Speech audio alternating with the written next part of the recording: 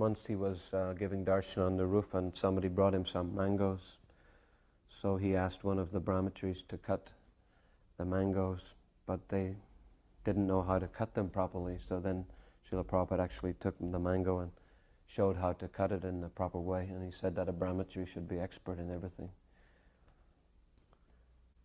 Once we were walking on the beach in Jagannath Puri with Srila Prabhupada, and we were getting down near the edge of the ocean. Srila Prabhupada said that when I was a young man, just married, I came here dressed in khadi cloth, and I was running on the beach and jumping in the waves.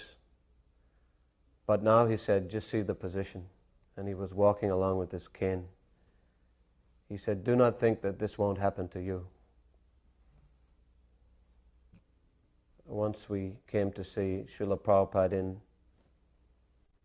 Hyderabad, after we'd been touring along the east coast of India. So Prabhupada called us into his room, and he was asking us how many sets of books we distributed, what did the professors think about the books. Then he told us that you should keep your health very good on traveling Sankirtan, and it's best if you don't eat any grains. Better just to eat vegetables and fruits, take milk products, and also nuts. And then he made a sign like that, cashew nuts. Every day like Ekadashi. In this way you can keep your health very strong. Once I went into Prabhupada's room, and he was sitting in the corner with his head in his hand like this. And he just sat there for a few minutes with a pained expression on his face. And then he looked up at me and he said, this Bombay project is such a headache, it's such a headache. Then he paused and then he said, but it is for Krishna, so it is all right. Once in Delhi, we were taking a morning walk in the park. So there was a man standing on his head doing some yoga exercises. So some of the devotees began to laugh at him. And Prabhupada cut them short. He said, don't laugh. He said, this makes the body fit for spiritual life. Once a professor from the university in Aligarh offered Srila Prabhupada a set of Bhagavatams which included the commentaries of all the different acharyas. So I was requested to go and pick the books up from Aligarh. So I went there in the temple car, and it's about a 3-hour journey from Vrindavan. And when I got there, that professor showed me those books, and they were in 2 piles on the floor. One pile was cantos 1 to 9 plus 11 and 12, and the other pile was 10th canto, which contained about 11 commentaries. So I was about to take the books, and the professor said, I would like to become a life member in exchange for these books. So I wasn't sure what to do, but I thought, I've come all this way and Prabhupada needs these books, so I'd better take them somehow or other. I said that I'm sure you'll be able to become a life member, but I'll have to ask Srila Prabhupada. In the meantime, I'll take the books back to him. So when I brought the books back, Prabhupada examined them and he was pleased. He said, these are suitable. Then I told him that that man wanted to become a life member, and Prabhupada said, these books are worth 1,000 rupees. Tell him to pay the balance and he can become a life member. So that time life membership was 2,222 rupees. But when that man was informed, he didn't want to pay. He wanted to take the books back, but actually Prabhupada never gave the books back. And I think that matter was only settled many, many years after Srila Prabhupada's departure.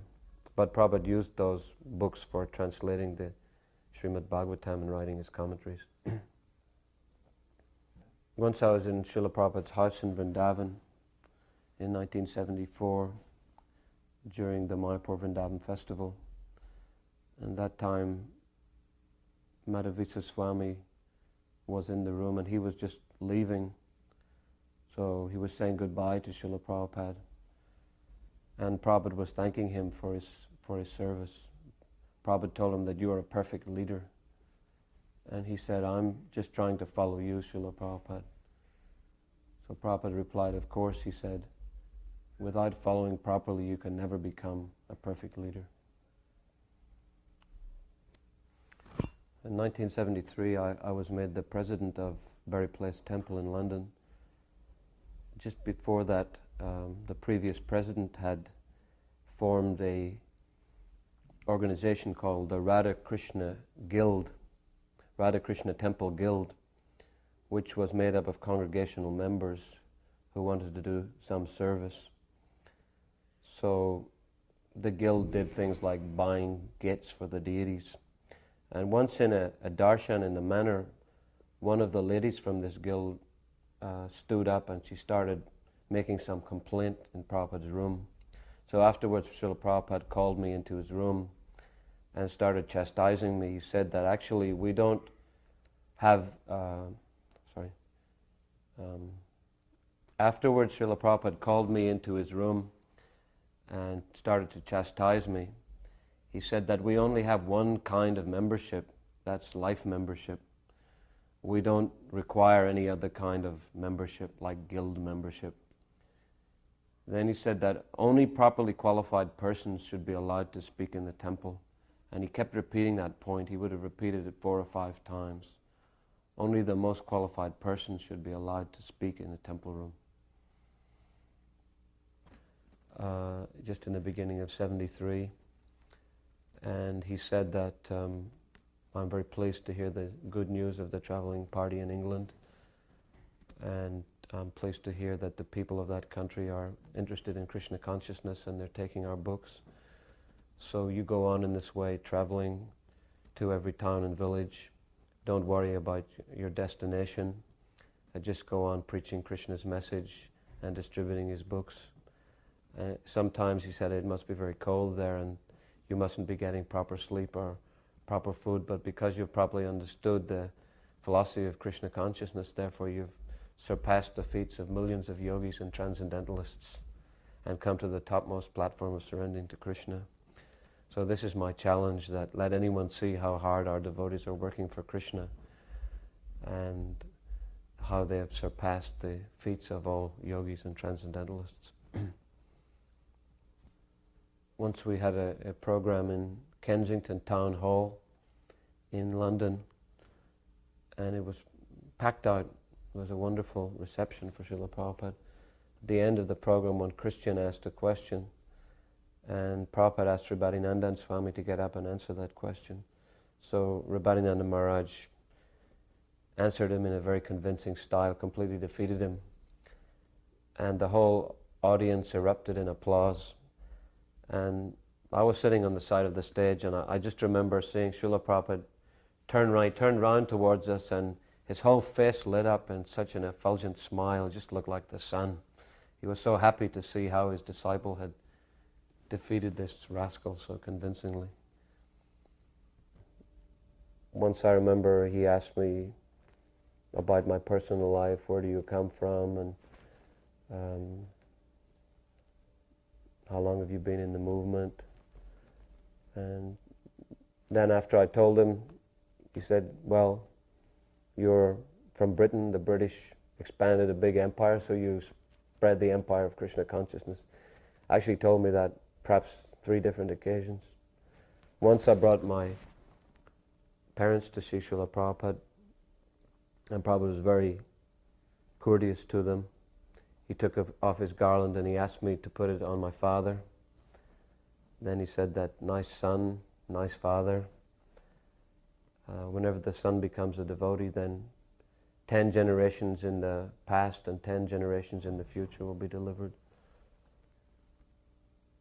So my parents were very, very much impressed by Srila Prabhupada's kindness and courtesy. The last time I got personal instructions from Srila Prabhupada was in July of 1977. We'd been preaching in Bangladesh, and just around that time there was a disturbance in Mayapur where the temple was attacked by some Muslims.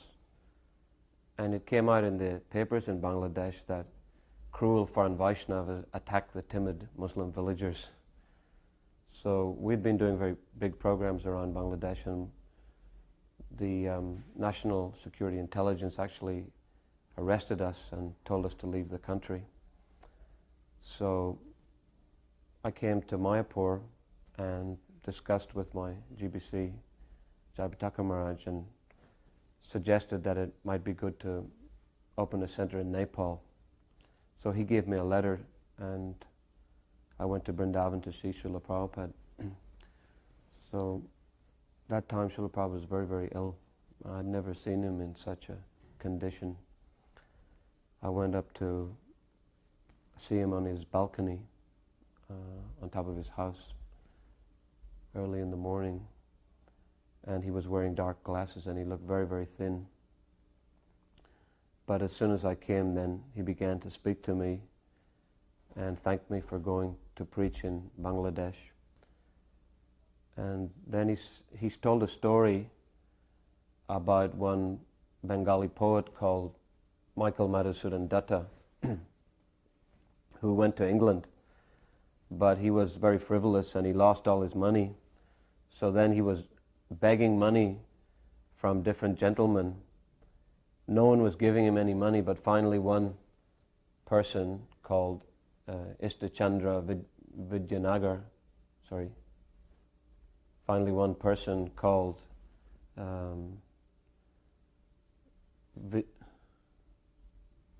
can't remember the name. Finally one Bengali gentleman gave him a donation. So he said to that gentleman that you've got the courage of an Englishman and the heart of a Bengali mother. So Srila Prabhupada said that similarly you should preach with the courage of an Englishman and the heart of a Bengali mother. The British were famous for courage and expansion and spreading an empire all over the world. In fact, even America is created by the British. So in the same way, you should spread the empire of Krishna consciousness. And he said, if you need money, you take foreign currency, I'll give you, and you go and preach in these countries. You've got two nice fields of preaching, Bangladesh and Nepal. So I said that we need some foreign currency to show the government every month in Nepal, otherwise you can't extend your visa. So Prabhupada asked how much we needed, and I said $600 a month. So he said, you take that money, if you open a bank account, I'll send you the money every month. And similarly in Bangladesh, I'll send foreign currency and you can print books and preach there. And you should publicize that this is A.C. Bhaktivedanta Swami's money. You ventilate this in the press. Prabhupada used this word, ventilate it in the press.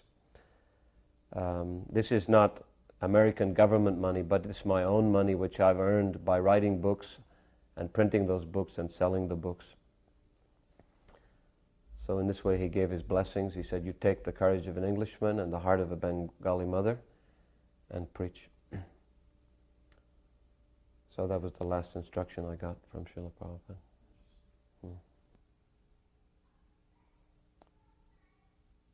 Srila Prabhupada was extremely humble, and he gave all credit to his spiritual master. Once when he was leaving the manor, Srila Prabhupada said that I have no qualification. My only qualification is that I tried to follow the instructions of my spiritual master. Then he stood up to leave, and before leaving the room he went over to the picture of his spiritual master and touched his head to his lotus feet, and then he went.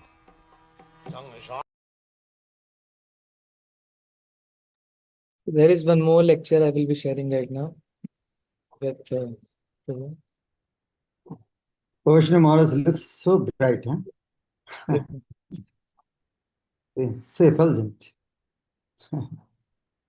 And he's told the secret, no green, every day Ekadashi. And that's in instruction by Shri. this one. Trees they like to try.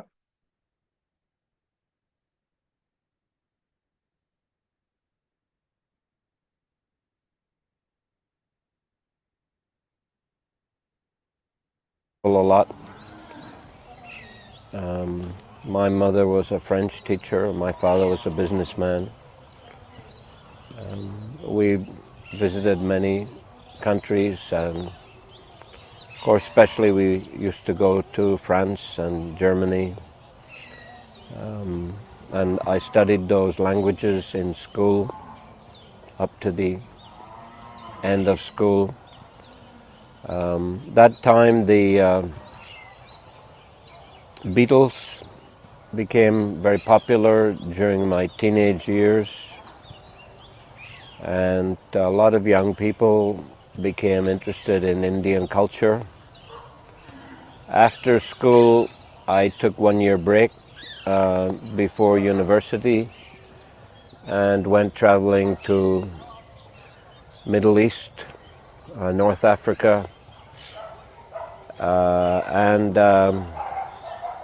at the end of the year I decided not to go to university but to continue traveling. So over the course of about 4 years I traveled a lot, spent a lot of time in Morocco, in North Africa, more than a year probably, and other countries like Tunisia, Lebanon, Turkey, Greece, France, etc., European countries.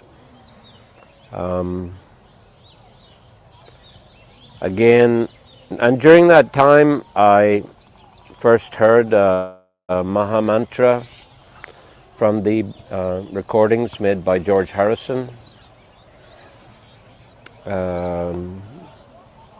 and developed a little bit of an attraction for chanting. I remember I saw the devotees in 1969 in Oxford doing Harinam, and they gave me an invitation to a program in Oxford Town Hall, which was actually for Srila Prabhupada, but unfortunately I didn't go. Continued traveling, but did come across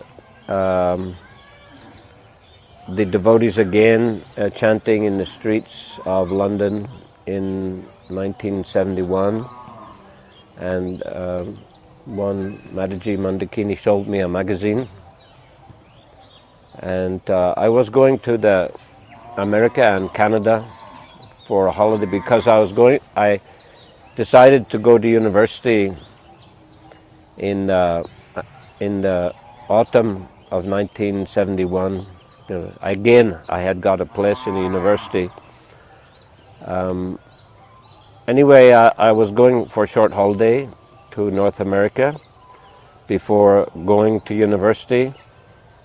And when I was in Canada, I found Bhagavad Gita in the apartment of one friend, and Bhagavad Gita as it is, that is, and I took it and read it, and I was very impressed. Especially I understood from the reading it that one should search out a bona fide spiritual master. When I was returning to London, stopped in New York for a day, and there I saw a very big Harinam party, maybe 70 or 80 devotees chanting.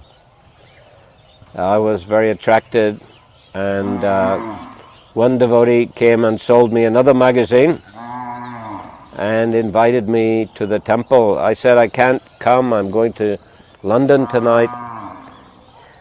He said, please go to the temple in London, the address is in the magazine. So I read the magazine on the plane on the way back and decided to go to the temple.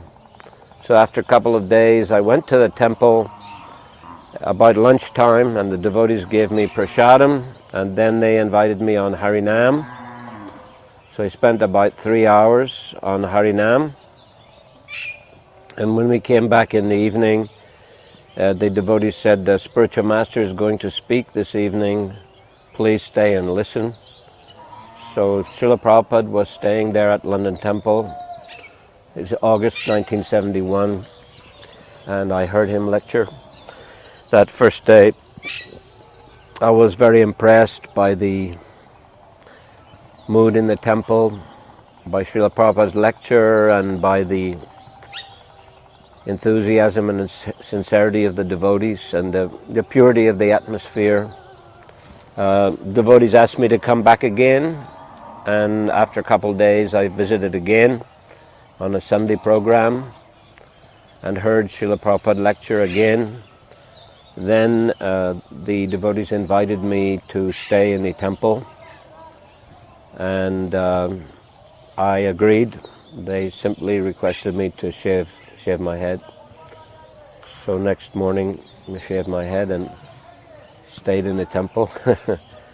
And after a few days, the devotee taking care of me, Kulashekar Das, the first English devotee, he was planning to go to another city to open a temple, and he wanted to take me with him, so the temple president gave permission. I remember we went into Srila Prabhupada's room to get his blessings, and he was very pleased that we were going to open a new center. He said, very nice bright-faced brahmacharis, and gave us his garland as a blessing. So I went with Kulashekar first to Bristol and then to Cardiff, where we opened a center, and quite a few devotees joined very quickly. There were so many devotees, it packed up our small center, and Kulashekar asked me to go back to London until he could find a bigger place. While I was in London, the temple president of Paris came and asked me to go and help in Paris because I could speak French. So the London president gave permission, and I went to Paris, and there I was recommended for initiation. I got initiation by post. Beads were sent along with the name by Srila Prabhupada, and in December 1971 I got the first initiation. In about March I was sent back to the UK, first to Cardiff and then to London, where I was requested to lead the first traveling book distribution party in the UK. That began in April 1972. Srila Prabhupada came again in the summer for a Rath Yatra festival, and since we had one of the few vehicles in the temple, I often got the opportunity to drive him to different programs and on his morning walks. We also visited Edinburgh and Scotland with Srila Prabhupada to publicize his programs. So I continued that service, so traveling Sankirtan for about a year. Then I was sent to Ireland, to Dublin, to open a center. And during that time, we acquired the Bhaktivedanta Manor, and Srila Prabhupada came to see the Bhaktivedanta Manor in May 1973. Then I was called back to London in June to become the president of the London Temple. And Srila Prabhupada himself came in July for Rath Yatra and stayed at Bhaktivedanta Manor most of the summer. He installed the deities of Sri Sri Radha Gokulananda on Janmashtami, 1973. So I remained as a president of the Berry Place Temple for about a year, and then I was asked to be president of the Bhaktivedanta Manor, which I did also for about 6 to 8 months, and then I was like a regional secretary of the UK and Ireland until late 1975 when I was sent to India. Well, in London we got opportunity to see Srila Prabhupada often. As I mentioned, he was there when I joined in 1971 in August, and again in 72 and 73 he spent summer months in London, mostly in July and August, and attended the Rath Yatras both of those years. He didn't have so much personal association with Prabhupada except for driving him here and there. As the president of London Temple, he didn't give many personal instructions to me. That was mainly done by our GBC. But when I came to India, as soon as I landed in India, I was invited into Prabhupada's room, and he asked me who's managing now in London. And I told him, and he said, "It's good you have come to India. Please manage this temple." I was made the vice president of the Bombay temple. So there were not so many devotees there, and Prabhupada spent quite a lot of time there. It was a long struggle he went through to get property there and to begin the construction, so he was very particular. The construction had started by the time I came, so it was going on, but it was in the early stages. And Prabhupada, he was very, very scrutinizingly checking everything, the expenditures and the development of the construction. So we could often go for morning walks with Prabhupada on the Juhu beach, and also go in his room for darshan. He would give darshan every afternoon from about 5 to 7. Often in the evening he would continue darshan on the roof. Sometimes he would go to programs. So he had quite a lot of opportunity to associate with him. Prabhupada was very busy all the time, of course. He had developed a big international movement, but he was always preaching Krishna consciousness. Every opportunity he would preach Krishna consciousness.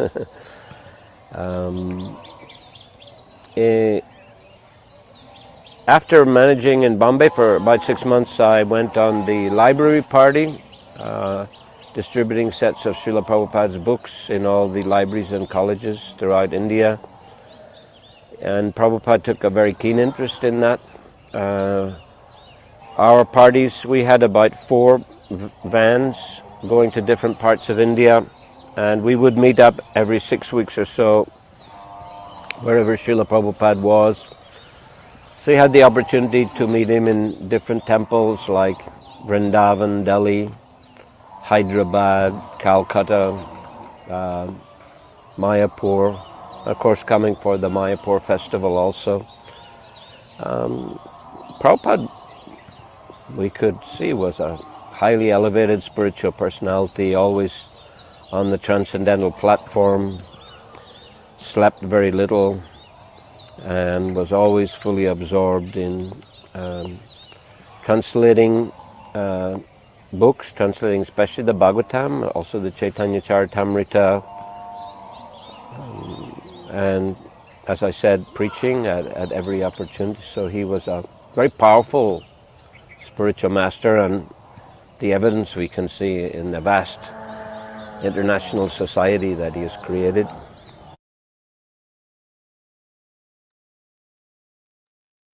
Hare Krishna, Maharaj. I just felt that class was going so good. I had to pause it. Can I continue, Maharaj? It's only maybe it's 6 You, minutes more. day and night you should hear.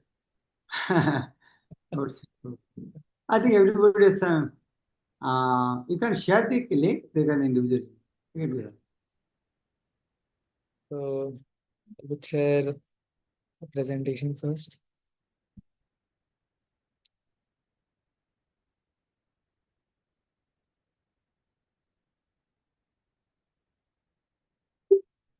So first of all, about the early life and joining ISKCON. So as we already heard in the second lecture, how he joined ISKCON in the early 70s in UK, and deeply moved by Srila Prabhupada's teachings and mission. Actually, he came to contact with Hare Krishna movement in something 69, something like that, and he joined ISKCON in 70. And it was said that he got the sannyas order in very early days. Like very quickly, he got the sannyas after joining Hare Krishna movement. Major contributions: missionary spirit and travel. Maharaj has been traveling tirelessly across Bangladesh, India, Southeast Asia, Russia, and Eastern Europe. So for Your screen is not moving. Okay, Maharaj. If frozen in the first slide. I will reshare, Maharaj.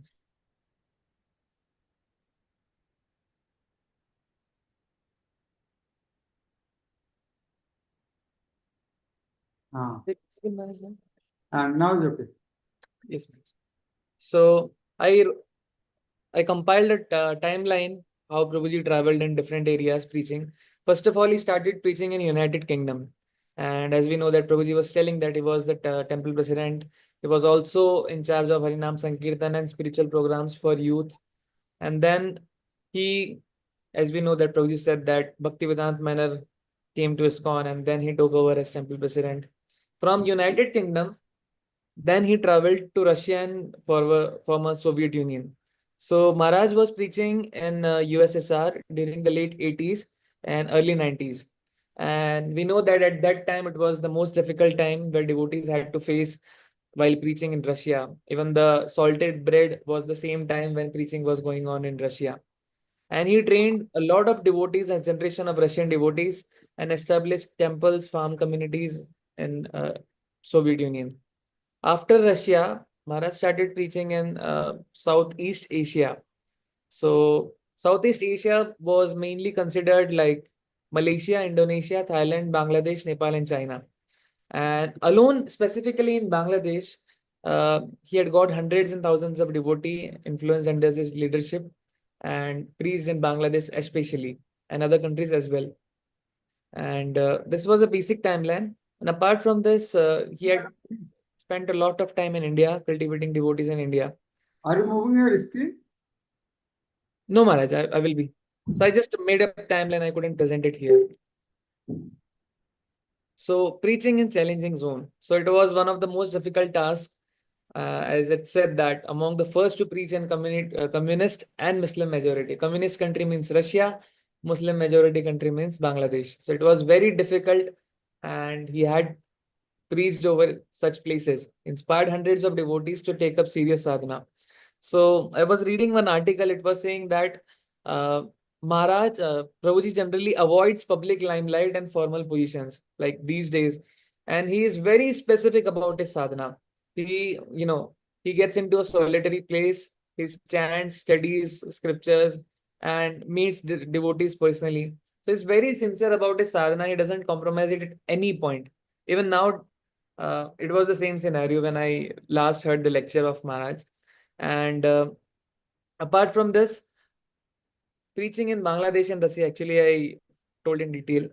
So there were many devotees, thousands of devotees that were inspired by him and got initiated in ISKCON from Bangladesh.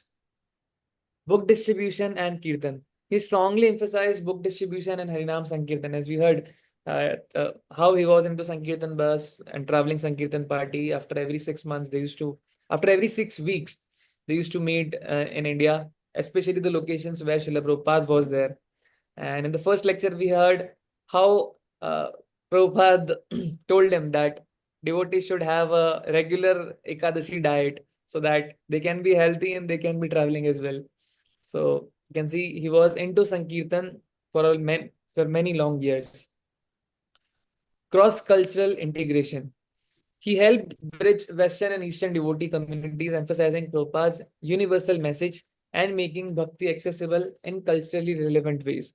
So, apart from being a Westerner from a British devotee, he also preached in countries like Bangladesh. So, it's completely a wide gap. It's bipolar, like somewhere in West and somewhere in East. So, he preached Srila Prabhupada's mission universally and got bhakti for everyone. Legacy and impact. Initiated thousands of devotees across Asia and Europe, helped establish dozens of temples and preaching centers, inspired a global wave of preaching in spiritually and politically challenging environment, known for his quiet strength, deep commitment to Srila Prabhupada, and practical guidance. So regarding preaching, I read an article about Prabhuji. It was his unique thing was he's very simple in communication, as we heard the lecture. It's very crisp and clear. It's very basic to understand.